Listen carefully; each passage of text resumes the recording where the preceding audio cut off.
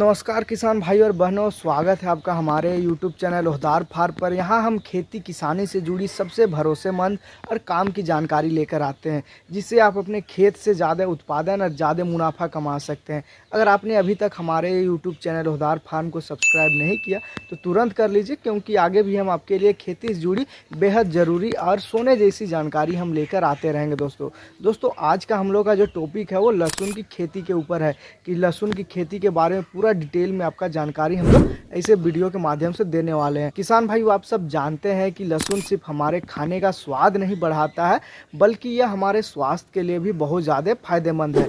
दवा कंपनी हो जाता है, अचार बनाने वाले व्यापारी हो जाते हैं, होटल हो जाता है, निर्यातक हो जाता है, सबको लहसुन की ज़रूरत पड़ती है। दोस्तों यही वजह है कि लहसुन की खेती को नकदी फसल भी कहा जाता है। आप इसे अक्टूबर नवंबर में बो दीजिए और फरवरी मार्च तक खेत में लाखों की कमाई आप निकाल सकते हैं। दोस्तों किसान भाइयों, मैं आपको बता दूं कि लहसुन की मांग हमेशा बनी रहती है। कभी मंडी में 40 रुपया किलो के भाव मिलता है, तो कभी आपको 100 किलो के ऊपर भी चला जाता है, 120-140 के आसपास पहुंच जाता है।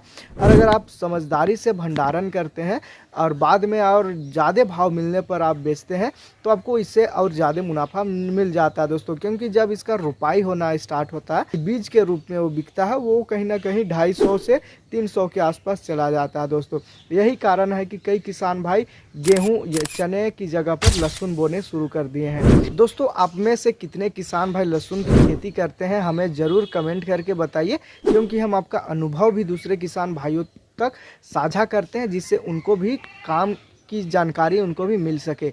अब हम बीज की बात करें दोस्तों, तो किसान भाई सही किस्म चुनने या सबसे ज़रूरी होता है इसमें सही किस्मों का चुनाव। भारत में कई बेहतर किस्में मौजूद है, जिसमें कि यमुना सफ़ेद 3 करके है, यमुना सफ़ेद 4 करके है, जिसके दाने सफ़ेद और आकर्षण होते हैं, जिसका साइज़ भी काफ़ी बड़े साइज में होता है और इसकी मांग निर्यातक कंपनियां ज़्यादा लेती है। दोस्तों यही वजह है कि अग्रीफाउंड वाइट और अग्रीफाउंड पार्वती किस्में भी काफ़ी ज़्यादा लोकप्रिय है, क्योंकि इनके दाने भी बड़े होते हैं, चमकदार होते हैं और मंडी में अच्छे दाम भी मिलते हैं। 282 और G323 भी बहुत बढ़िया पैदावार देती है। दोस्तों देने वाली ये किस्म बहुत अच्छा खासा रहती है। ये तीनों वैरायटी को आप अपना जगह पर अपना खेत में लगा सकते हैं। वही जगह पर आप देसी किस्मों की चुनाव करना चाहते हैं तो बहुत सारे किसान भाइयों को देसी किस्म भी पसंद आती है, क्योंकि उनका जो स्वाद होता है, उनका जो खुशबू होता है वो लाजवाब होता है। दोस्तों और हाँ, दाने छोटे ज़रूर होते हैं, लेकिन बाज़ार में हमेशा इसका ख़रीदार मिल जाता है। बीज की और लागत की हम लोग बात करें दोस्तों, तो लहसुन की बुआई के लिए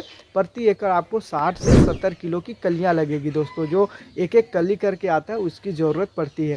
बीज का दाम अलग अलग जगह पर अलग अलग होता है, क्योंकि क्षेत्र के आधार पर या मार्केट के आधार पर या होलसेलर या दुकानदार के आधार पर इसका बीज अलग अलग आपको देख सकते हैं। लेकिन आमतौर पर दोस्तों यही बीज आप लेना चाहते हैं तो 200 से 400 रुपये किलो के बीच में मिल जाता है आपको।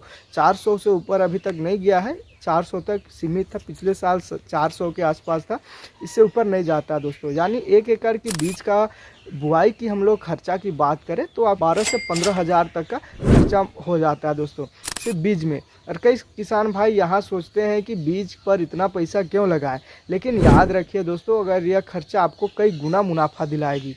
दोस्तों लहसुन की खेती के लिए तैयारी करना खेत को उतना ज़रूरी है दोस्तों, जितना इसका बीज में ज़रूरी हो जाता है। लहसुन के लिए हल्की दोमट मिट्टी सबसे अच्छी मानी जाती है, और ख़ास करके वो मिट्टी सबसे ज़्यादा अच्छी मानी जाती है दोस्तों जो नदी के किनारे वाली होती है, जिसमें बलुआई मिट्टी और दोमट दोनों मिक्स होती है। वैसे जगह पर इसका जो कंद का साइज़ है दोस्तों वो काफ़ी बढ़ चढ़ कर देखने को मिल जाता है। अगले जो मिट्टी है दोस्तों, वो उसके लिए आप कोई भी मिट्टी आप इसमें लगा सकते हैं, लेकिन दोमट और हल्की मिट्टी काफ़ी अच्छी मानी जाती है।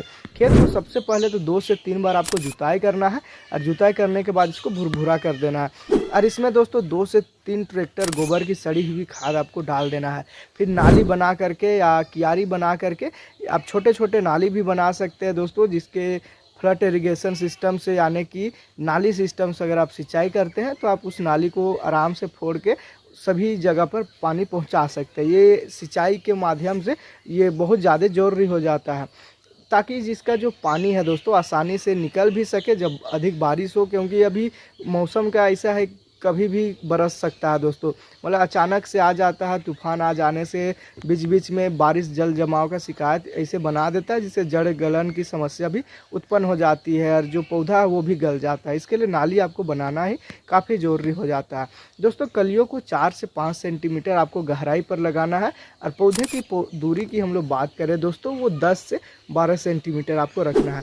अगर आप लाइन से लाइन बुआई करते हैं तो सिंचाई और निराई गुड़ाई आपको आसानी होगा, क्योंकि जब इसमें खरपतवार निकल जाते हैं दोस्तों, लहसुन में क्या होता है कि आप कैसे भी जगह पर लगाएं या दवाई आप शुरुआत में छिड़काव करके लगाएं, इसमें हल्के फुल्के खरपतवार निकल जाते हैं और फिर अगर आप उसको नहीं हटाते, नियंत्रण नहीं करते हैं, निराई गुड़ाई नहीं करते हैं दोस्तों, तो वो पूरा आपका लहसुन है उसको ढक देता है और लहसुन का जो वृद्धि है दोस्तों, उसका जो विकास है उसको रोक देता है, जिससे आपको जब हार्वेस्टिंग कीजिएगा उस टाइम में काफ़ी ज़्यादा नुकसान मिल जाता है। तो आपको बुआई करने के और सिंचाई के लिए आपको जगह छोड़ करके ही आपको लहसुन लगाना चाहिए। खाद और सिंचाई की हम लोग बात करें दोस्तों, तो लहसुन को संतुलित खाद की ज़रूरत पड़ती है। इसको नाइट्रोजन यानी कि यूरिया, फास्फोरस और पोटास सही मात्रा में देना पड़ता है। पहली सिंचाई बुआई के तुरंत बाद करनी चाहिए दोस्तों, और उसके बाद हर 10 से 12 दिन में हल्की सिंचाई आपको करती रहनी चाहिए। सिंचाई ये आपका खेत के ऊपर निर्भर करता है दोस्तों। अगर आपके पास छायादार वाले खेत हैं, यानी कि आप पूरा खेत का किनारे किनारे वृक्ष लगाए हुए हैं, पेड़ लगाए हुए हैं जो छाया कर देते हैं, तो इसी जगह पर आपको बहुत कम सिंचाई की आवश्यकता पड़ती है। और यही जगह पर आपका पूरा खेत खुला जगह पर है दोस्तों, अच्छा खासा उसमें धूप पड़ता है, तो वही आपको 8 से 10 दिन में सिंचाई करना जरूरी पड़ जाता है दोस्तों। याद रखना है आपको, खेत में पानी खड़ा नहीं रखना है, यानी कि जल जमाव का समस्या नहीं करना है, वरना इसका जो पौधा है वो सड़ जाता है और रोग और कीट भी लहसुन की खेती में चुनौती बन जाता है। तना गलन जैसे हो जाता है, पत्तियों पर झुलसा रोग हो जाता है, जैसे बीमारी इसके लिए आम है दोस्तों। इसके लिए आप कार्बेंडाइजियम या फिर मैंकोजेब का बीच बीच में छिड़काव करते रहें। थ्रिप्स और प्याज की जो मक्खी भी दोस्तों इसको नुकसान पहुंचाती है, इसके लिए आप लोग इमिडाक्लोप्रिड का छिड़काव आप कर सकते हैं। और कुछ किसान भाई जैविक खेती भी करते हैं दोस्तों, यानी कि वो बिना रासायनिक दवाइयों का प्रयोग किए वो खेती करते हैं। वे बहुत अच्छा करते हैं दोस्तों, क्योंकि जो रासायनिक दवाई है, रासायनिक खाद है, वो धीरे धीरे ज़मीन को बंजर बनाती है। इसके लिए आप कोशिश कीजिए जैविक खेती में आइए, गोबर की खाद डालिए, जैविक खाद डालिए। आप उसके जगह पर आप ये नीम की खली भी डाल सकते हैं। ऐसे बहुत ज़्यादा जैविक खेती में सरकार भी सहायता कर रही है दोस्तों। बहुत सारे ऐसे खाद है जो सब्सिडी के तौर पर कम दाम में मिलती है, तो इसके लिए आप कोशिश कीजिए दोस्तों, रासायनिक खेती को छोड़ करके आप जैविक खेती की तरफ आइए, क्योंकि जैविक खेती स्वास्थ्य के लिए काफ़ी ज़्यादा फ़ायदा पहुंचाती है दोस्तों। और बहुत सारे किसान भाई क्या करते हैं कि जो रासायनिक दवाई है उसके जगह पर नीम का तेल हो गया, लहसुन या नीम का देसी दवाई बना करके वो भी छिड़काव करते हैं, वो भी काफ़ी असर करता है दोस्तों। अब आते हैं सबसे महत्वपूर्ण बात पर दोस्तों, जो पैदावार और मुनाफे पर है। अगर आपने अच्छी किस्म बोई है और समय समय पर आपने देखभाल की है दोस्तों, के कर से दोस्तों आप 80 से 100 कुंटल तक का उपज आप निकाल सकते हैं। और लागत की बात करें दोस्तों, तो बीज पर आपको 15 से 20 हज़ार का खर्च आता है। और खाद और दवाई पर हम लोग बात करें दोस्तों, तो खाद और दवाई पर आपको 8 से 10 हज़ार का खर्चा आता है। और मजदूरी और सिंचाई की हम लोग बात करें दोस्तों, तो उसमें भी आपको 8 से 10 हज़ार का खर्चा आप देख सकते हैं। कुल मिलाकर दोस्तों आपको 35 से 40 हज़ार रुपये तक का पूरा जो खेत है लहसुन का 1 एकड़ के हिसाब से खर्चा आ जाता है। अगर आपके पास बीज उपलब्ध है दोस्तों, घर का बीज, पिछले साल का जो बीज है या इस साल का जो बीज है उसको आप लगाना चाहते हैं, तो आपका जो बीज में 15 से 20 हज़ार का खर्चा आने वाला था 1 एकड़ में, वो आपको कहीं ना कहीं कम हो जाएगा। और खुद से आप मेहनत करते हैं दोस्तों, तो आपका जो लेबर कॉस्ट है वो भी कम हो जाएगा। इसे में आपको सिर्फ खाद का ध्यान देना होगा, खाद में बस खर्चा लगता है। और इसी जगह खाद के जगह पे भी दोस्तों, अगर आपके पास गोबर की सड़ी हुई खाद उपलब्ध है, जैविक खाद आपके पास है, तो आपका जो खर्चा हो कहीं ना कहीं 35 से 40 हज़ार से घट करके वो मात्र 10 से 12 हज़ार 1 एकड़ के हिसाब से खर्चा आ जाता है। अब दोस्तों अगर आपने मंडी भाव की हम लोग बात करें, तो इसका जो मंडी है वो 60 से 80 रुपया नॉर्मल ऐसे चलते रहता है दोस्तों। और जब रेट अच्छा खासा मिलता है दोस्तों, तो ये ज़बरदस्त 80 से 100 रुपया, 150 रुपया, 200 रुपये तक चला जाता है। और दोस्तों आपका जो इसका उत्पादन है वो 80 कुंटल के आसपास भी निकल रहा है दोस्तों, 60 कुंटल के भी आसपास मिल रहा है, तो 3.5 से 4 लाख रुपए तक का आराम से इसका मुनाफा निकल जाता है। अब लागत घटाने के बाद दोस्तों आपके पास 3 से 3.5 लाख रुपए आराम से बच जाता है। अगर भाव आपका 80 से 100 रुपया किलो चला गया तो मुनाफा और भी आपको ज़्यादा मिल जाता है।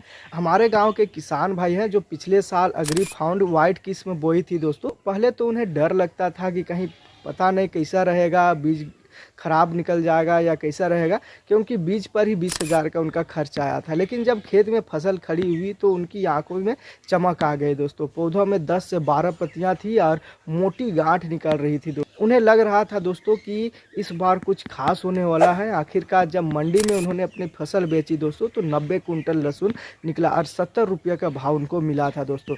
भाई साहब ने हंसते हुए कहा, अब गेहूं छोड़कर मैं लहसुन ही बोऊंगा। ये होती है दोस्तों खेती में समझदारी और मेहनत का इनाम। अब किसान भाइयों, लहसुन की कटाई और भंडारण पर भी हम लोग ध्यान देते हैं, क्योंकि रेट कम मिलने पर दोस्तों आप इसको कटिंग करके इसका जो गूंथा जाता है दोस्तों, जिस टाइप से बाल को गूंथा जाता है उस टाइप से इसको गूंथ करके आप बड़े साइज में उसको भंडारण के लिए रख सकते हैं दोस्तों। इसके लिए आपको पहले तो हार्वेस्टिंग कर लेना है, फिर दोस्तों उसको छाया वाली जगह पर रख करके उसको सुखा देना है। इसे पूरा फैला करके जब आप सुखा देते हैं तब उसका जो गूंथते हैं दोस्तों, उसका जो बालियां हैं, उनका जो पत्ते हैं, उनको आप मिला करके गूंथते हैं तो वो काफ़ी बड़े साइज में वो बंडल टाइप में बन जाता है।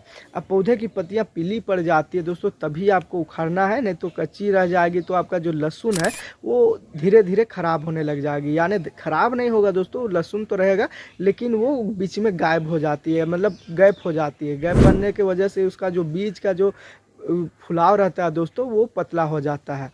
उखाड़ने के बाद आप 10 से 15 दिन तक छांव वाली जगह पर सुखा सकते हैं। इसके दाने सख्त हो जाते हैं दोस्तों और ख़राब होने का डर बिल्कुल भी ख़त्म हो जाता है। सूखने के बाद लहसुन को जालदार बोरी या बांस की टोकरी में भी आप भर कर के स्टोर कर सकते हैं, या फिर जैसे हमने आपको बताया आप गूंथ करके भी आप इसको स्टोर कर सकते हैं। आप इसे सही तरीक़ा से स्टोर करेंगे दोस्तों तो ये 6 से 7 महीने तक आराम से रखा जा सकता है और अच्छा रेट मिलने पर आप इसको मार्केट में बेच सकते हैं। जैसे कि अभी का रेट बता रहे दोस्तों, अभी 350 के आसपास चल रहा है, क्योंकि अभी बहुत सारे किसान भाई बीज के रूप में इसको रोपाई के लिए, तो रेट इस टाइप से अगर आप बेचते हैं दोस्तों इस मौसम के आसपास में तो आपको अच्छा खासा इससे फ़ायदा हो जाएगा। अब इंतज़ार कर सकते हैं दोस्तों, तो उससे भी काफ़ी अच्छा खासा बाद में मुनाफा निकाल सकते हैं। शुरुआत में अगर बेचते हैं तो कच्चापन के वजह से रेट आपको कम मिलेगा, लेकिन जब आपका फसल जब रुपाई के टाइम में आप बेचते हैं, यानी कि आप बरसात के टाइम में बेचते हैं, तो उस टाइम में आपको अच्छा खासा रेट आप निकाल सकते हैं दोस्तों।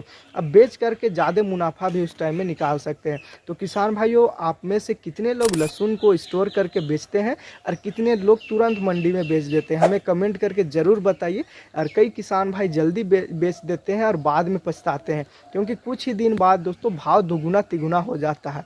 और एक ख़ास बात है दोस्तों कि लहसुन की खेती सिर्फ देश में ही नहीं बल्कि दोस्तों विदेशों में भी अच्छी खासी इसकी मांग रहती है। तो आप लहसुन की खेती अगर करके आपका संपर्क बाहर वाले जो व्यापारी से है या फिर वैसे व्यापारी से हैं जो भारत का जो फसल है उसको बाहर निर्यात करते, बाहर बेचते हैं ट्रांसपोर्ट के माध्यम से, तो उस जगह पर आपको अच्छा खासा इसे रेट मिल जाएगा। क्योंकि दोस्तों भारत का लहसुन दुबई जाता है, श्रीलंका जाता है, बांग्लादेश जाता है, मलेशिया जैसे देशों में जाता है। अगर आप अच्छी किस्म और अच्छी पैकेजिंग के साथ आप बेचते हैं दोस्तों, तो निर्यातक जो कंपनियां हैं वो आपसे सीधे खरीद सकती है। यही कारण है कि दोस्तों लहसुन की खेती को क्रैश क्रॉप भी कहा जाता है, क्योंकि इसका जो इंडस्ट्री है दोस्तों वो बहुत ज़बरदस्त है। क्योंकि जितने भी अभी आइटम आ रहे होंगे, जैसे आप चिप्स देखते होंगे दोस्तों या फिर ऐसे पैकेट वाले आइटम आ रहे हैं, उसमें लहसुन का जो पाउडर है दोस्तों उसका ज़बरदस्त उपयोग किया जाता है। यानी कि गार्लिक पाउडर का उपयोग बहुत अधिक होता है, जिसके वजह से बाहर का जो देश है दोस्तों वो भारत से लहसुन खरीदती है ऊंचे दामों में।